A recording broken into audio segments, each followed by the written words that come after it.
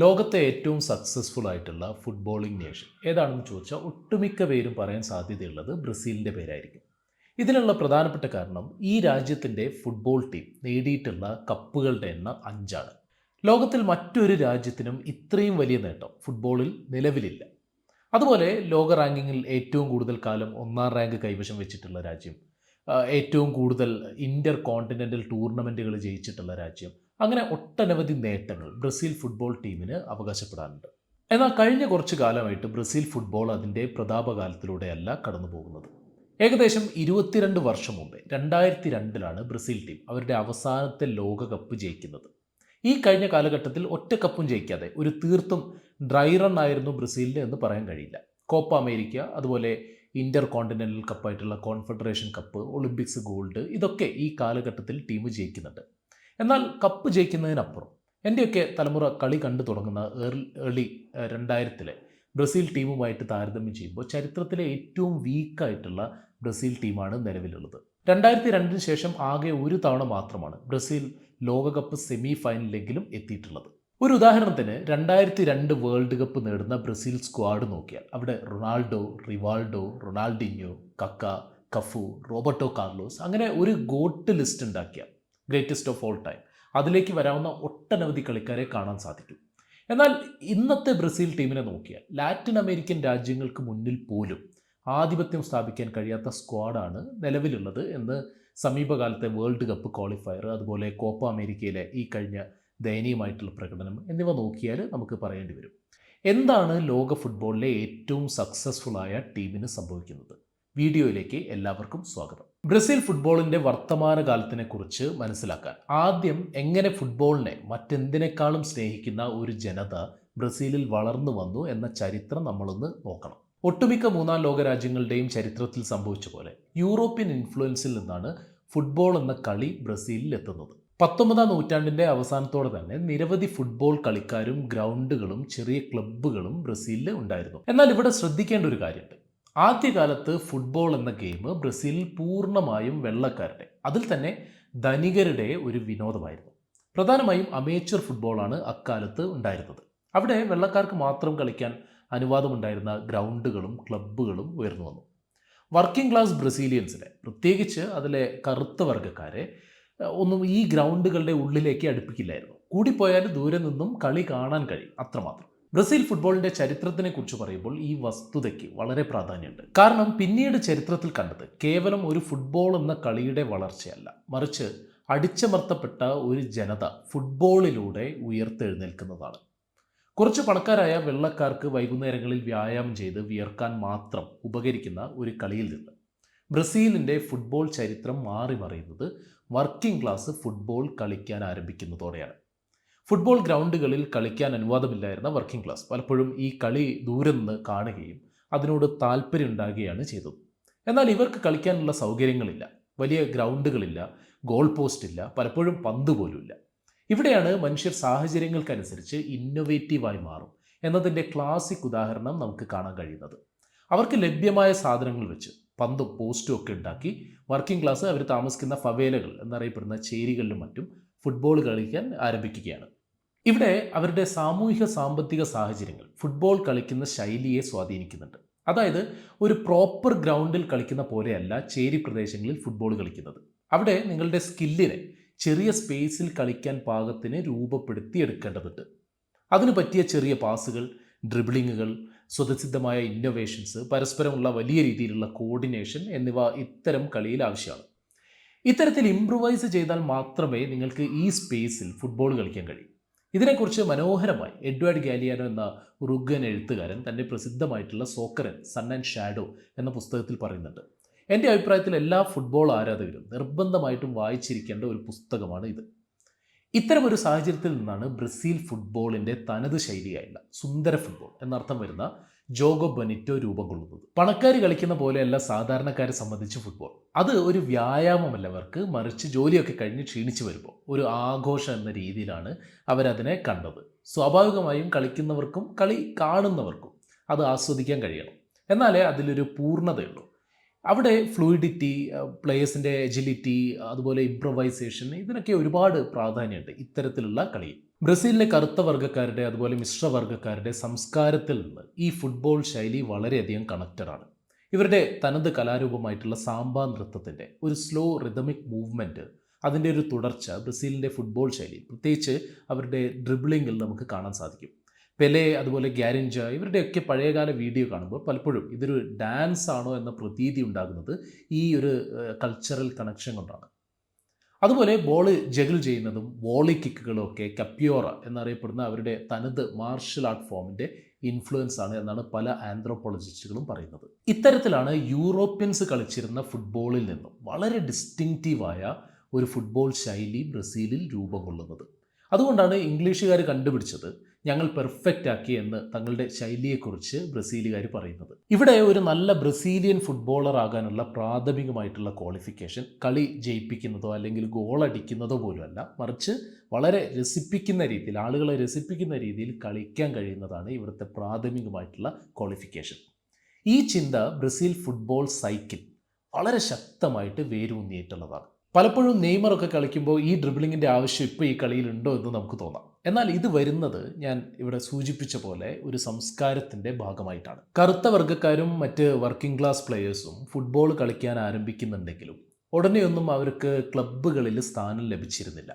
അതുപോലെ ബ്രസീലിൻ്റെ നാഷണൽ ടീമായ സെലക്റ്റഡ് എന്നർത്ഥം വരുന്ന സെലസാവോയിലും കറുത്ത വർഗ്ഗക്കാർ അക്കാലത്ത് കളിച്ചിരുന്നില്ല. ഈ രീതിക്ക് വലിയൊരു മാറ്റം വരുന്നത് 1923 റിയോ ഡി ജനീറോ സ്റ്റേറ്റ് ചാമ്പ്യൻഷിപ്പിൽ വാസ്കോ ഡ ഗാമ എന്ന ക്ലബ്ബ് ജയിക്കുന്നതോടെയാണ്.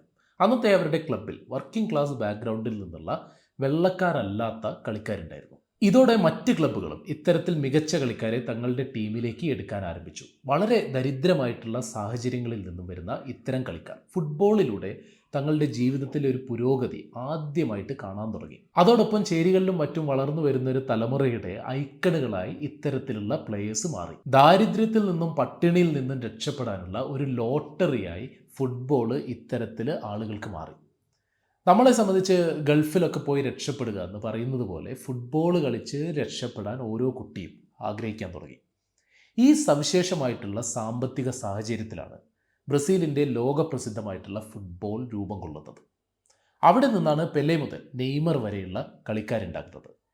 പിന്നീട് എങ്ങനെയാണ് ലോക ഫുട്ബോളിൽ ബ്രസീൽ വളർന്നത്, ഏറ്റവും വലിയ സക്സസ്ഫുൾ ആയിട്ടുള്ള ടീമായിട്ട് മാറിയത് എന്ന ചരിത്രം നിങ്ങൾക്കെല്ലാവർക്കും അറിയാവുന്നതാണ്. 1980കളോടെയാണ് ഫുട്ബോളിൻ്റെ പൊളിറ്റിക്കൽ ഇക്കോണമി വലിയൊരു മാറ്റത്തിലേക്ക് പോകുന്നത്. അതിൻ്റെ പ്രധാനപ്പെട്ട കാരണം TV ലോകം മുഴുവൻ കൂടുതൽ പോപ്പുലർ ആകാൻ തുടങ്ങി എന്നതാണ്. അതുവരെ കളി കാണാനുള്ള വഴി ഒന്നെങ്കിൽ സ്റ്റേഡിയത്തിൽ പോകണം, അല്ലെങ്കിൽ റേഡിയോ സംപ്രേഷണം കേൾക്കണം. ഇത് രണ്ടും സാധിക്കാത്ത ഭൂരിപക്ഷ ആളുകൾക്കും പത്രങ്ങളിലും മറ്റും വരുന്ന റിപ്പോർട്ട് വായിച്ച് കളിയിൽ എന്ത് നടന്നു എന്ന് മനസ്സിലാക്കണം. ഒരൊറ്റ കാര്യം ആലോചിച്ചാൽ മതി, 1980കൾക്ക് മുന്നേയുള്ള ലോക ഫുട്ബോൾ കണ്ടിട്ടുള്ള എത്ര പേര് നിങ്ങളുടെ നാട്ടിലുണ്ടാകും?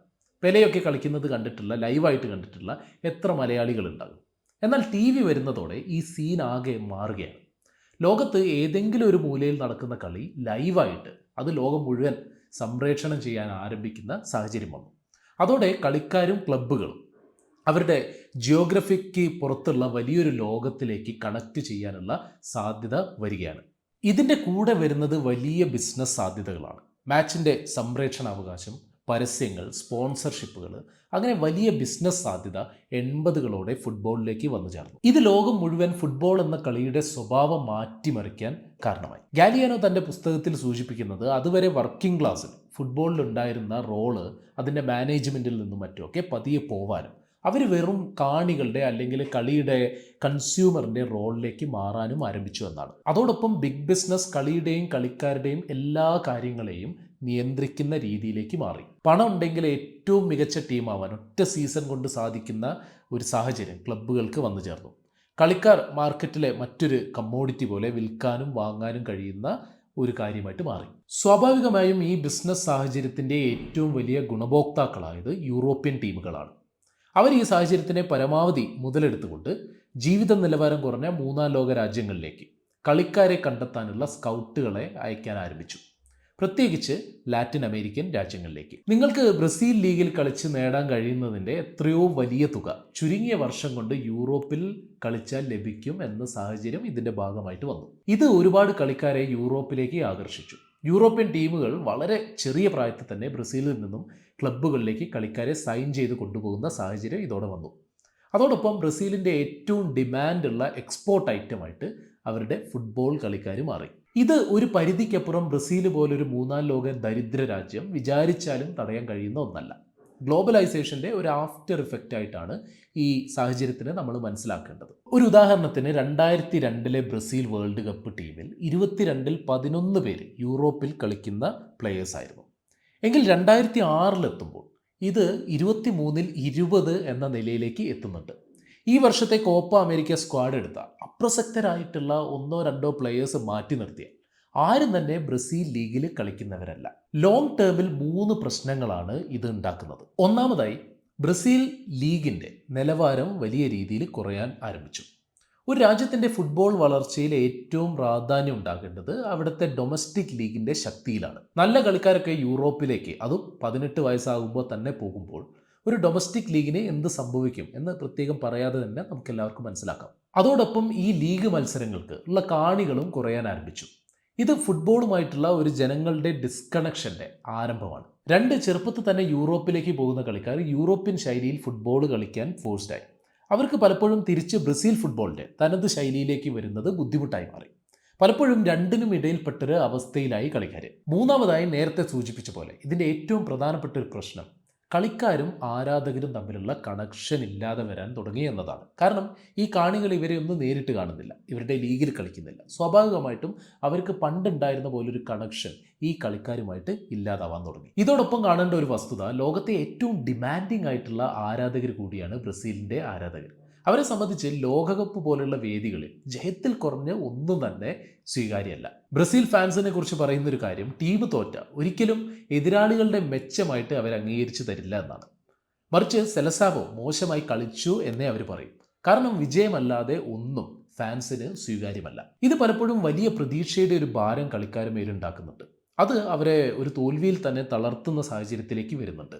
തോൽവികൾ വലിയ രീതിയിലുള്ള വിമർശനങ്ങൾക്ക്, അത് മീഡിയയിലായാലും ഫാൻസിൻ്റെ ഇടയിലായാലും ബ്രസീലിൽ കാരണമാകുന്നുണ്ട്. ഇതോടൊപ്പം കാണേണ്ട ഒരു വസ്തുത, വലിയ രീതിയിൽ അഴിമതിയിൽ കുളിച്ചൊരു ഫുട്ബോൾ ഫെഡറേഷനും അതിൻ്റെ നടത്തിപ്പും കാലാനുസൃതമായിട്ട് ഇൻഫ്രാസ്ട്രക്ചർ മെച്ചപ്പെടുത്താനോ ഡൊമസ്റ്റിക് ലീഗിനെ ശക്തിപ്പെടുത്താനോ ശ്രദ്ധിച്ചിട്ടില്ല എന്നതാണ്. ഈ കാലയളവിൽ പ്രത്യേകിച്ച് യൂറോപ്പിൽ വലിയ ഇൻവെസ്റ്റ്മെൻറ്റ് ഫുട്ബോളിൽ നടക്കുന്നുണ്ട്. അത് ഇൻഫ്രാസ്ട്രക്ചറിൻ്റെ ബിൽഡിങ്ങിൽ തുടങ്ങി നവീനമായിട്ടുള്ള കളി രീതികളെ രൂപപ്പെടുത്താനുള്ള ഗവേഷണങ്ങളിൽ വരെ ഇൻവെസ്റ്റ്മെൻറ്റ് നടക്കുന്നുണ്ട്. എന്നാൽ അത്തരമൊരു അപ്ഗ്രഡേഷൻ ബ്രസീൽ ഫുട്ബോളിൽ വന്നില്ല. അതോടൊപ്പം ഈ കാലയളവിൽ ഫുട്ബോൾ ലോകത്ത് യൂറോപ്യൻ ശൈലി, അതായത് പൊതുവിൽ ഹൈ പ്രസ്സിങ്ങും ബോൾ പൊസഷനും റിജിഡായിട്ടുള്ള ഡിഫെൻസീവ് ഓർഗനൈസേഷനും പ്രാധാന്യം കൊടുക്കുന്ന രീതി ബ്രസീലൊക്കെ കളിച്ചിരുന്ന തനത് ശൈലിയേക്കാൾ കളി ജയിക്കാൻ സഹായിക്കുന്ന ഒന്നായിട്ട് മാറി. സ്വാഭാവികമായിട്ടും മനോഹരമായി ഫുട്ബോൾ കളിക്കുക എന്നത് മാർക്കറ്റബിൾ അല്ലാതെ വരികയും ഏത് രൂപത്തിലും ജയിക്കുക എന്നതിന് കൂടുതൽ സ്വീകാര്യത ലഭിക്കുകയും ചെയ്തു. എന്നാൽ അവിടെയും കാലാനുസൃതമായി തങ്ങളുടെ ശൈലിയെ വികസിപ്പിക്കാനോ അതിന് തക്ക ഒരു വിഷൻ മുന്നോട്ട് വെക്കാനോ ബ്രസീൽ ഫുട്ബോൾ ഫെഡറേഷന് സാധിക്കുന്നില്ല എന്നത് കാണേണ്ടതാണ്. പലപ്പോഴും യൂറോപ്യൻ ശൈലിയെ കോപ്പി ചെയ്യാൻ ശ്രമിച്ച് അവിടെയില്ല ഇവിടെയില്ല എന്നുള്ള അവസ്ഥയിലാണ് ബ്രസീലിൻ്റെ ടീം. എന്നാൽ ഇതേ സമയം ഫാൻസിനെ സംബന്ധിച്ച് യൂറോപ്യൻ ശൈലി അല്ലെങ്കിൽ ഒരു ശൈലി മാറ്റം ഉണ്ടാകുന്ന സമയത്ത് അവരെ സംബന്ധിച്ച് ഈ ടീമുമായിട്ടുള്ള ഡിസ്കണക്ഷൻ കൂടി വരാൻ മാത്രമാണ് ഇത് സഹായിക്കുന്നത്. ഈ സാഹചര്യത്തിലാണ് ഇത് സംഭവിക്കുന്നത്.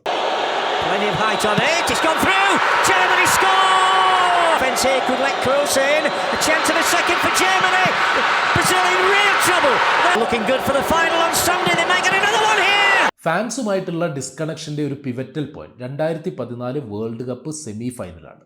ഒരു ബ്രസീൽ ആരാധകനും ഓർക്കാൻ ഇഷ്ടപ്പെടാത്ത ആ കളിയിൽ അന്ന് വരെയുള്ള ലോകകപ്പുകളുടെ ചരിത്രത്തിൽ ഏറ്റവും വലിയ മാർജിന് സ്വന്തം നാട്ടുകാരുടെ മുന്നിൽ ലോക ഫുട്ബോളിലെ ഏറ്റവും സക്സസ്ഫുൾ ആയിട്ടുള്ള ബ്രസീൽ ടീം ജർമ്മനിയോട് 7-1 എന്ന ആർക്കും ചിന്തിക്കാൻ കഴിയാത്ത ഒരു സ്കോറിന് പരാജയപ്പെട്ടു. ഇന്ന് ആലോചിക്കുമ്പോൾ ഇതെങ്ങനെ സംഭവിച്ചു എന്ന് തോന്നിപ്പിക്കുന്ന രീതിയിലുള്ള ഒരു പരാജയമായിരുന്നു അത്.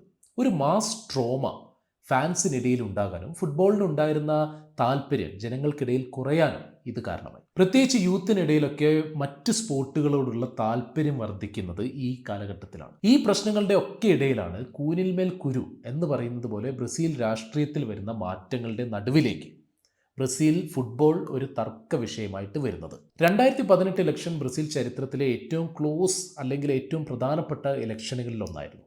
ഒരു വശത്ത് ഇടതുപക്ഷ പാർട്ടിയായിട്ടുള്ള വർക്കേഴ്സ് പാർട്ടി, മറുവശത്ത് തീവ്ര വലതുപക്ഷ പാർട്ടിയായിട്ടുള്ള സോഷ്യൽ ലിബറൽ പാർട്ടിയും അതിൻ്റെ ഫാഷിസ്റ്റ് നേതാവായിട്ടുള്ള ജെയർ ബോൾസറാനോ ഏറ്റുമുട്ടി. വർക്കേഴ്സ് പാർട്ടിയുടെ ഒരു ദശാബ്ദക്കാലത്തെ ഭരണം അവസാനിപ്പിച്ചുകൊണ്ട് ബോൾസറാനോ ഈ ഇലക്ഷനിൽ ജയിച്ചു. ഈ തെരഞ്ഞെടുപ്പ് ബ്രസീൽ ജനതയെ വെർട്ടിക്കലായി രണ്ട് പക്ഷത്തായി ഡിവൈഡ് ചെയ്തൊരു ഇലക്ഷനായിരുന്നു. ബോൾസറാനോയുടെ തെരഞ്ഞെടുപ്പ് ക്യാമ്പയിനിൽ ഉടനീളം ബ്രസീലിൻ്റെ ഐക്കോണിക് ജേഴ്സി ആയിട്ടുള്ള മഞ്ഞ ജേഴ്സി അണിഞ്ഞുകൊണ്ടാണ് അദ്ദേഹം ക്യാമ്പയിൻ നടത്തിയത്. കൃത്യമായൊരു പൊളിറ്റിക്കൽ അപ്രോപ്രിയേഷൻ്റെ ഭാഗമായിട്ടായിരുന്നു ഇത്തരത്തിൽ ബ്രസീലിൻ്റെ ജേഴ്സി ക്യാമ്പയിനിലുടനീളം ഉപയോഗിച്ചത്. അതോടെ ഒരു കാലഘട്ടത്തിൽ ബ്രസീൽ ജനതയെ ഒരുമിപ്പിച്ച് നിർത്തിയ മഞ്ഞ ജേഴ്സി അവരെ വിഘടിപ്പിക്കുന്ന ഒന്നായിട്ട് മാറി. പല താരങ്ങളും ബോൾസറാനോയ്ക്ക് പരസ്യമായി പിന്തുണ നൽകിയത് ഈ പ്രോസസ്സിൻ്റെ വേഗത വർദ്ധിപ്പിച്ചു. അതുപോലെ നല്ലൊരു വിഭാഗം ഫാൻസും ബ്രസീൽ ടീമിനോട് അകലാൻ ഈ തെരഞ്ഞെടുപ്പും അതിൻ്റെ ക്യാമ്പയിനും കാരണമായി. ബ്രസീലിന് ലോക ഫുട്ബോളിൻ്റെ ഉയരങ്ങളിലേക്ക് തിരിച്ചു വരാൻ കഴിയുമോ എന്നത് ചരിത്രം ഉത്തരം നൽകേണ്ട ഒരു ചോദ്യമാണ്. അതെന്തായാലും പലരും കരുതുന്ന പോലെ ഒരു യൂറോപ്യൻ കോച്ചിനെ നിയമിച്ചുകൊണ്ട് യൂറോപ്യൻ ശൈലി പിന്തുടർന്നുകൊണ്ട് ആയിരിക്കില്ല എന്നത് ഉറപ്പാണ്. കാരണം അത്രമേൽ ഈ ജനതയുടെ സംസ്കാരവുമായി ചേർന്ന് നിൽക്കുന്നതാണ് അവരുടെ ഫുട്ബോൾ. തങ്ങളുടെ തനത് ശൈലിയെ കാലാനുസൃതമായിട്ട് പരിഷ്കരിക്കാനും അതുപോലെ സ്ട്രക്ചറലായിട്ടുള്ള ഡൊമസ്റ്റിക് ലീഗിലെയും മറ്റും പ്രശ്നങ്ങളെ ലോങ് ടേമിൽ കണ്ട് പരിഷ്കരിക്കാനും സാധിച്ചാൽ ബ്രസീലിന് തിരിച്ചു വരാൻ സാധിക്കും എന്നത് ഉറപ്പാണ്. ഈ പ്രശ്നങ്ങളൊക്കെ ഉണ്ടാകുമ്പോഴും ബ്രസീലിന് ലോക ഫുട്ബോളിൽ അതിൻ്റെ ഉയരങ്ങളിലേക്ക് തിരിച്ചു വരാൻ സാധിക്കും എന്ന് തോന്നിപ്പിക്കുന്ന ഒരു പ്രധാനപ്പെട്ട ഘടകം അവിടെ നിന്നും അവസാനമില്ലാതെ വന്നുകൊണ്ടിരിക്കുന്ന ഫുട്ബോൾ ടാലൻ്റാണ്. കോപ്പ അമേരിക്കയിൽ പരാജയപ്പെട്ട ടീം പോലും ശ്രദ്ധിച്ചാൽ 20 വയസ്സിനടുത്തുള്ള എത്രയോ ടാലൻറ്റഡ് ആയിട്ടുള്ള കളിക്കാരെ നമുക്കവിടെ കാണാൻ സാധിക്കും. റിയോയിലെയും സാവോപോളോയിലെയും ഒക്കെ ചേരികളിൽ ഫുട്ബോൾ കളിക്കുന്ന അത്ഭുത ബാലന്മാർക്ക് അവസാനമില്ലാത്ത കാലത്തോളം ബ്രസീലിനെ ഫുട്ബോളിൽ ആർക്കും എഴുതിത്തള്ളാൻ സാധിക്കില്ല.